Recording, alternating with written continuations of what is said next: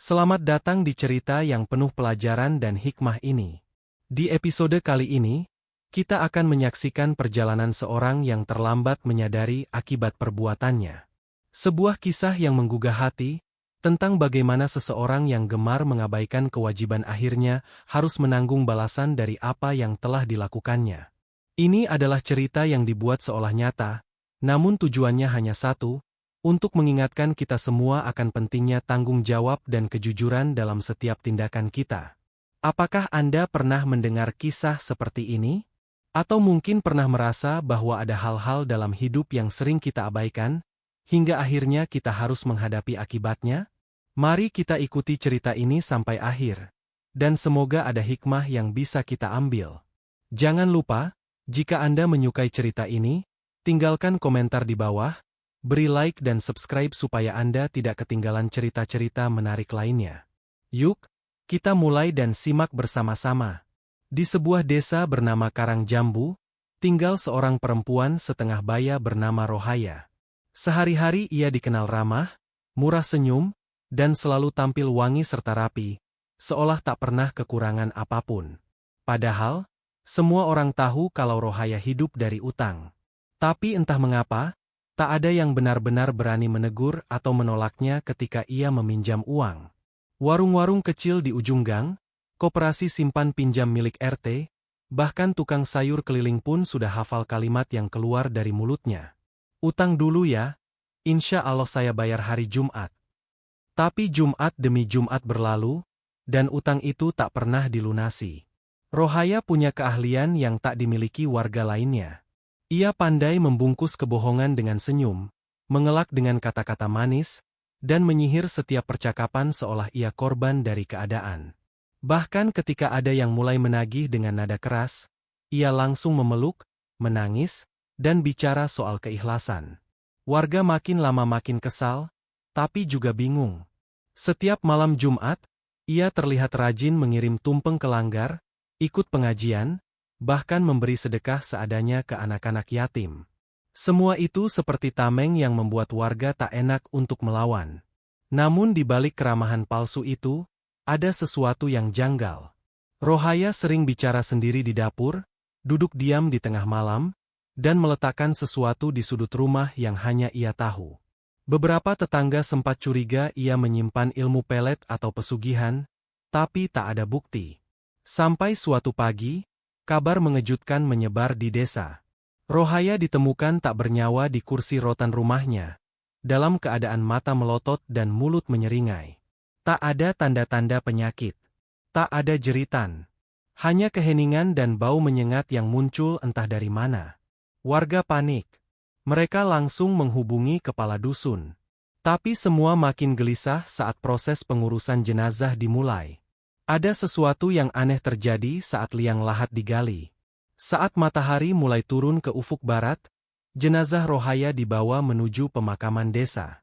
Warga berduyun-duyun mengikuti, sebagian karena ingin mendoakan, sebagian karena ingin memastikan kebenaran kabar yang sempat beredar sejak siang tadi.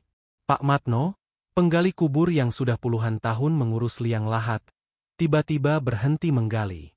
Tangannya gemetar. Ia menatap tanah yang baru saja ia pacul. Asap tipis keluar dari lubang yang belum terlalu dalam itu.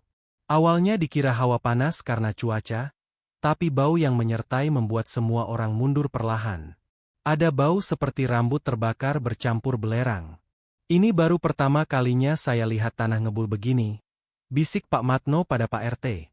Namun karena waktu makin petang dan jenazah harus segera dikebumikan, mereka lanjutkan juga penggalian. Tak ada yang berani protes.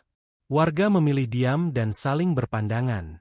Ketika jenazah dimasukkan ke liang lahat, seorang anak kecil tiba-tiba menangis kencang. Ibunya buru-buru menutup mata anak itu dan membawanya menjauh. Si bocah mengaku melihat bayangan hitam mencengkram kain kafan Rohaya sebelum ditimbun tanah. Tak lama setelah jenazah ditimbun, tanah di atasnya seperti mengeluarkan gelembung. Beberapa warga bersumpah melihat tanah itu mengembang lalu menyusut lagi, seperti ada sesuatu yang bergolak dari dalam. Uap putih keluar perlahan-lahan, disusul suara gemuruh kecil. Warga mulai panik. Sebagian membaca istighfar, sebagian lagi hanya mematung dengan wajah pucat pasi. Lalu terdengar suara yang tak masuk akal. Suara jeritan perempuan dari dalam kubur. Jelas, panjang, dan menyayat telinga. Warga berlarian menjauh, bahkan ada yang jatuh terguling di tanah. Pak RT berusaha menenangkan, tapi dirinya sendiri sudah gemetar. Suara itu terus terdengar beberapa saat, lalu hilang seolah disedot oleh perut bumi. Malam itu, pemakaman Karangjambu tak seperti biasanya. Tak ada tahlilan. Tak ada orang berani mendekat. Kuburan Rohaya ditinggal sendiri, dikelilingi kabut tipis dan hawa panas yang aneh. Namun kejadian aneh tidak berhenti sampai di situ.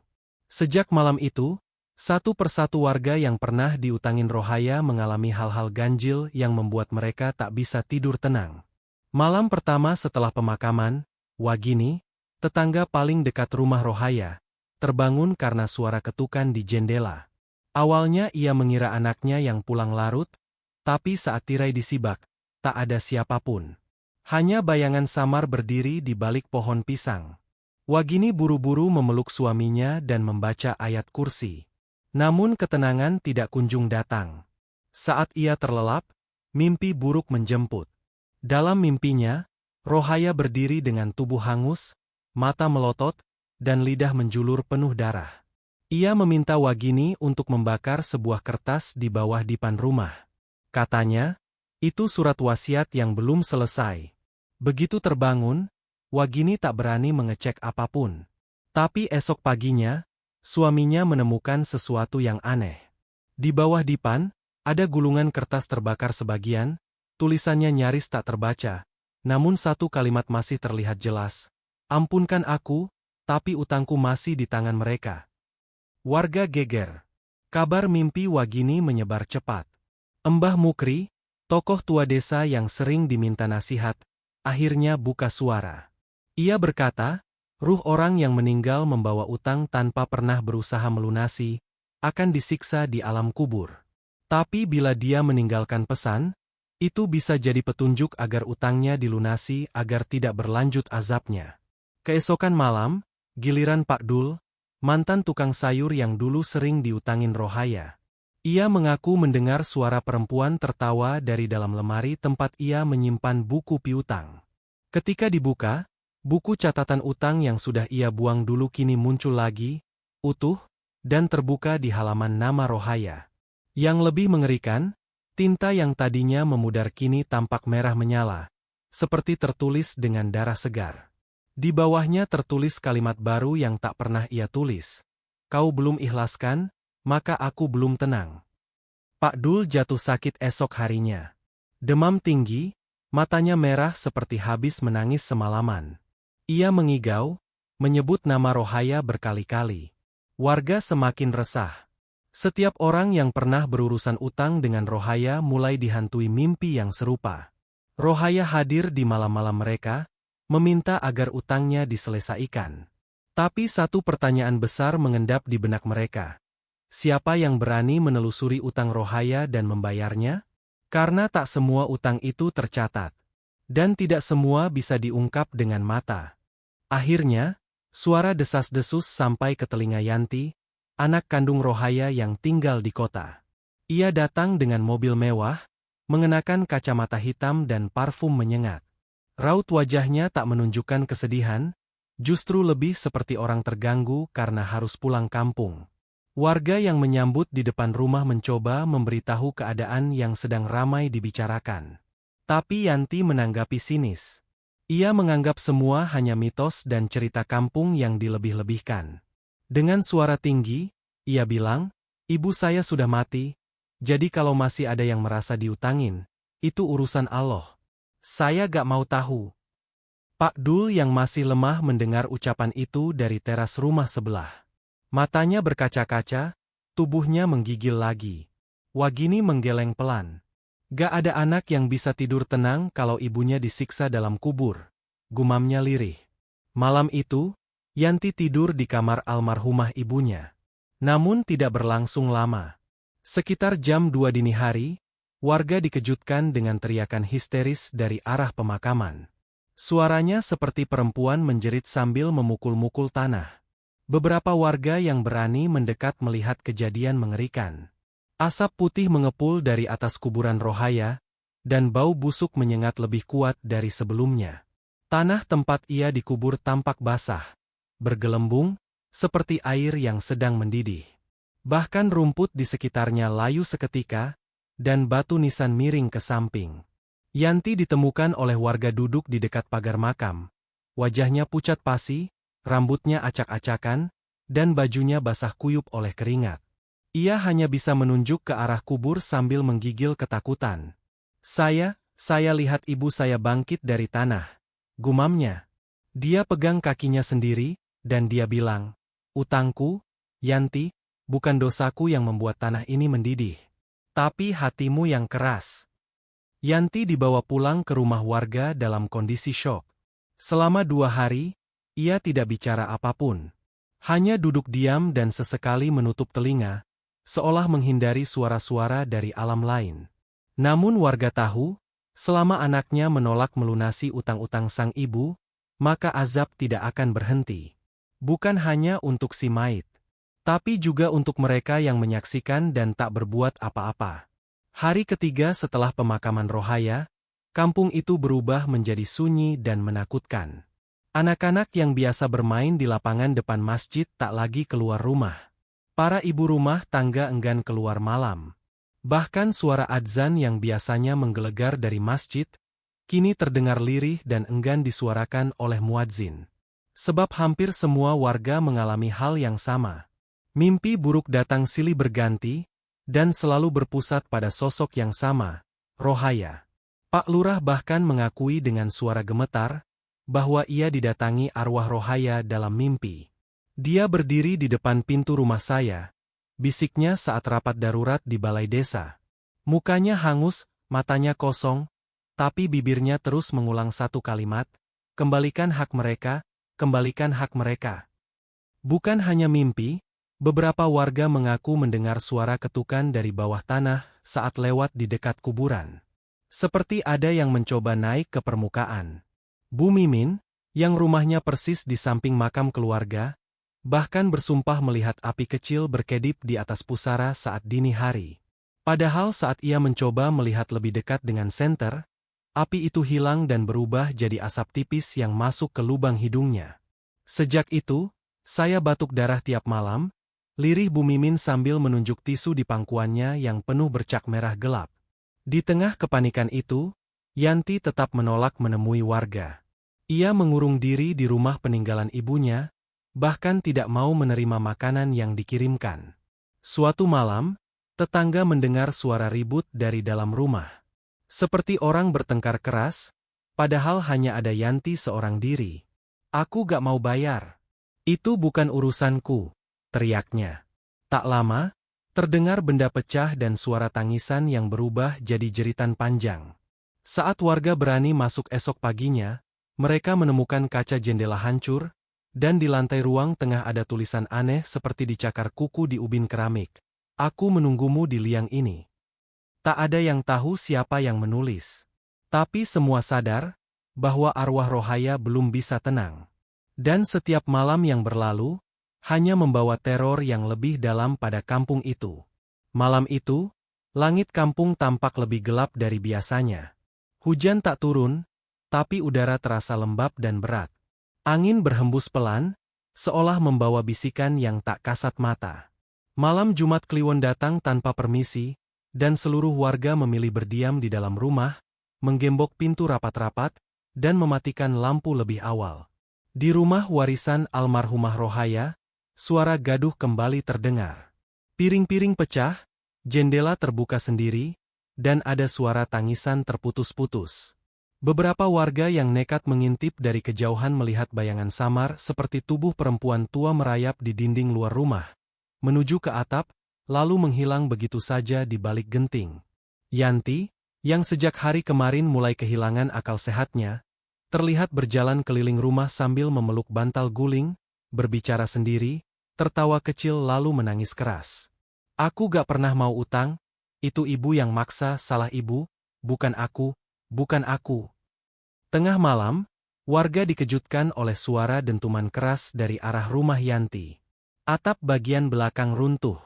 Saat beberapa pemuda memberanikan diri mendekat, mereka mencium bau daging gosong yang menyengat. Begitu pintu berhasil didobrak, pemandangan mengerikan menanti. Yanti tergeletak di tengah ruang keluarga. Tubuhnya hangus terbakar sebagian, terutama bagian wajah dan lengan. Anehnya, tak ada api. Tak ada benda lain yang terbakar. Hanya tubuh Yanti, seperti disambar petir dari dalam rumah. Matanya membelalak. Di dinding belakang tempat ia bersandar, terukir tulisan seperti dibakar dari bara panas. Hutang tak dibayar, dendam kubur tak terbayar. Tak ada yang tahu bagaimana bisa terjadi. Tak ada petunjuk logis. Bahkan polisi yang datang keesokan paginya pun hanya bisa mengangkat bahu dan membawa jenazah Yanti untuk diautopsi. Tapi hasilnya nihil. Tak ditemukan luka dalam, racun, atau bekas terbakar dari luar. Seolah tubuh itu terbakar dari dalam, oleh sesuatu yang bukan berasal dari dunia ini. Sejak kejadian itu, rumah tersebut dikosongkan. Tak seorang pun berani menyentuh barang-barang milik almarhumah. Semua percaya bahwa arwah Rohaya akhirnya menjemput keadilan yang tak ia dapatkan semasa hidupnya. Kisah Yanti tak berhenti sampai di sana. Warga kampung mulai mendengar bisikan-bisikan yang lebih mengerikan. Beberapa orang yang pernah terlibat dalam urusan utang piutang dengan almarhumah, merasa dihantui oleh mimpi buruk yang sama. Mereka terbangun di tengah malam, merasa ada yang mengawasi, bahkan ada yang merasakan hawa panas menyengat dari bawah tanah rumah mereka. Tidak sedikit dari mereka yang kemudian meninggalkan kampung, pergi ke kota, atau bahkan ke luar daerah. Mereka takut akan balasan dari roh yang tak bisa terpuaskan oleh hutang-hutang yang pernah mereka buat. Namun, bukan hanya mereka yang merasa teror. Tanah tempat rumah Yanti berdiri seakan memiliki kekuatan magis. Beberapa petani yang mencoba bekerja di sekitar lokasi itu mendapati hasil panen mereka tidak laku, atau tanah yang subur tiba-tiba menjadi gersang tanpa sebab yang jelas. Pak Roni, salah satu tetangga yang dulunya dekat dengan keluarga Yanti, merasa tergugah untuk menyelidiki lebih dalam. Ia sudah lama mencurigai ada yang tak beres dengan tanah itu, tanah yang kini dipenuhi rasa dendam. Di malam yang sunyi, Pak Roni mendatangi rumah yang telah ditinggalkan. Di bawah cahaya rembulan yang redup, ia menggali tanah di sekitar tempat Yanti jatuh terbakar. Semakin dalam ia menggali, semakin aneh yang ia rasakan. Tanah tersebut terasa lebih panas dari biasanya, padahal udara sekitar sangat dingin. Saat Pak Roni berhasil menggali sebuah peti kayu kecil yang terkubur di sana, ia menemukan sesuatu yang lebih mengejutkan. Sebuah dokumen tua, selembar surat yang sudah rapuh, dengan tulisan tangan yang tidak bisa terbaca lagi. Peti itu menampakkan sesuatu yang mengerikan. Sebuah patung kecil yang terbuat dari logam, berbentuk wajah wanita dengan mata yang kosong, tanpa ekspresi, hanya terukir garis-garis halus di sekitar mulutnya. Patung itu seakan memancarkan energi yang begitu kuat, seperti ada sesuatu yang menunggu untuk dibebaskan. Tanpa ragu, Pak Roni memutuskan untuk membawa patung itu ke rumahnya. Namun, begitulah malang nasibnya. Sejak malam itu, ia mulai merasakan dampak dari keputusan tersebut. Setiap kali ia tidur, ia bisa mendengar suara-suara teriakan dari dalam dinding rumahnya. Seakan-akan ada sesuatu yang tak bisa terlepas, berteriak untuk dibebaskan. Malam demi malam, Pak Roni tak bisa tidur nyenyak. Ketakutan itu merayap perlahan hingga menjalar ke dalam jiwanya. Ia mulai merasa tubuhnya semakin lemas. Hingga suatu malam, tubuhnya ditemukan di tengah jalan dengan tanda-tanda seperti terbakar dari dalam. Sebagian tubuhnya hangus, seperti terkena api yang berasal dari dalam tubuhnya sendiri. Keanehan yang terjadi di sekitar kampung semakin hari semakin menjadi-jadi. Setiap kali seseorang berusaha untuk mendekati tanah tempat Yanti terkubur, mereka merasakan hawa panas yang luar biasa, bahkan seakan-akan kaki mereka terhukum oleh sesuatu yang tak tampak oleh mata manusia. Para penduduk mulai berbisik bahwa roh Yanti tidak bisa pergi begitu saja. Dendamnya terhadap mereka yang pernah memanfaatkan kebaikannya masih membara. Pak Roni yang sebelumnya membawa patung itu ke rumahnya kini tak pernah terlihat lagi. Keluarganya mencari-cari tanpa hasil. Hanya sedikit orang yang berani bicara tentang apa yang mereka lihat. Namun, yang lebih mengejutkan, mereka yang pernah memiliki urusan dengan Yanti merasa ketakutan yang luar biasa. Di sisi lain, keluarga Yanti yang telah lama pergi dan menjauh dari kampung itu merasa ada sesuatu yang aneh. Mereka menerima kabar bahwa rumah tempat Yanti tinggal kini semakin sepi dan ditinggalkan. Mereka tidak tahu pasti apakah itu karena mereka tidak mau tahu, atau karena mereka sendiri merasa teror yang datang secara halus. Hingga suatu hari, sekelompok pemuda yang penasaran dengan cerita lama memutuskan untuk menggali tanah tempat Yanti dikebumikan. Namun, alih-alih menemukan peti atau barang berharga, mereka malah menemukan tubuh Yanti yang telah terbakar dan hancur, seolah waktu tak memberi ampun. Keberanian mereka malah menjadi penyesalan besar. Sebelum mereka bisa berlari meninggalkan tempat itu, tubuh mereka terjatuh, terbakar dalam sekejap. Hawa panas seakan menyelimuti mereka. Panik dan ketakutan menyebar dengan cepat. Tidak ada lagi yang berani mendekati tanah itu. Kampung yang dulunya ramai, kini sunyi. Setiap orang yang dulu terlibat dengan utang piutang Yanti kini merasakan beban yang tak tertanggung. Mereka merasa hidup mereka terikat oleh sesuatu yang lebih besar dari sekadar utang, lebih besar dari sekadar dosa. Pada akhirnya, tanah itu dibiarkan menjadi saksi bisu dari segala peristiwa yang telah terjadi. Dendam Yanti, yang tak pernah bisa terbayar, telah menjadikan tanah tersebut sebagai tempat terakhirnya. Tanah yang seharusnya menjadi tempat peristirahatan terakhir kini, hanya mengingatkan pada mereka yang telah menyakiti dan mengingkari janji. Akhir cerita ini menyisakan misteri yang tak akan pernah terpecahkan. Mereka yang masih hidup, yang pernah berurusan dengan Yanti, hidup dengan bayang-bayang ketakutan yang tak kunjung hilang. Seolah-olah mereka terus diperingatkan, bahwa setiap perbuatan buruk pasti ada balasannya, bahkan jika itu harus datang dari tempat yang tak terduga. Dalam cerita ini, kita dapat mengambil pelajaran penting tentang akibat dari perbuatan buruk, seperti menunda-nunda atau mengingkari kewajiban, terutama terkait dengan utang piutang yang tidak dibayar. Hal ini mengingatkan kita bahwa segala tindakan yang kita lakukan akan mendapat balasan yang sesuai, baik itu di dunia maupun di akhirat. Allah berfirman dalam surah Al-Baqarah, ayat 286, Allah tidak membebani seseorang melainkan sesuai dengan kesanggupannya. Ayat ini mengajarkan kita bahwa setiap perbuatan, baik atau buruk, pasti ada balasannya sesuai dengan apa yang kita lakukan. Jangan pernah mengabaikan kewajiban dan selalu berusaha untuk berlaku jujur dan adil, karena setiap tindakan kita tidak akan luput dari pengawasannya. Pernyataan cerita fiktif. Cerita ini adalah fiktif belaka, yang dirancang untuk memberikan pelajaran hidup dan hikmah melalui cerita yang dibuat seolah nyata. Semua peristiwa dan tokoh dalam cerita ini tidak benar-benar terjadi dan hanyalah rekaan untuk tujuan pendidikan. Terima kasih telah mengikuti cerita ini. Jika Anda menyukainya, jangan lupa untuk memberikan komentar, like, dan subscribe untuk cerita-cerita menarik lainnya. Semoga kita semua bisa mengambil hikmah dan memperbaiki diri dalam kehidupan sehari-hari.